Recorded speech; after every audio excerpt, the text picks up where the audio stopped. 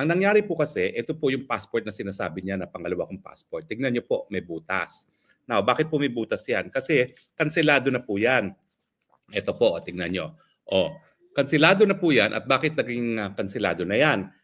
Nakansela na po yan kasi nga wala na po siyang pahinang available. Dahil nung ako naman po ay nagpa-practice, international law ang aking practice, syempre po ako ay biyahe ng biyahe.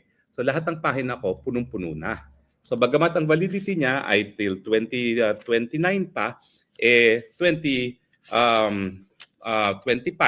puno na siya, kinailangan ko nang kumuha ng bagong passport, 2024 pala. Dahil kinuha ko yung bago kong passport ng 2024. Now, ganun pa man, hindi ko pa rin pwedeng itapon ito at hindi pa rin pwedeng kunin sa akin ng DFA. Ito dahil nandito rin ang aking visas. No? Nandito yung visa ko sa Shenzhen na ginamit ko nung ako'y pumasok dito sa Netherlands at nandito rin yung mga visa ko sa bansa na gaya ng Japan, no, at saka ng United Arab Emirates, no. So talagang yung mga lumang passport ay hahawakan mo pa dahil may mga multiple visas naman, multiple entry visas na hawak ka. Iba pa po yung passport kung nasaan yung aking 10-year US visa, no. So at any time, tatlo ang dala kong passport.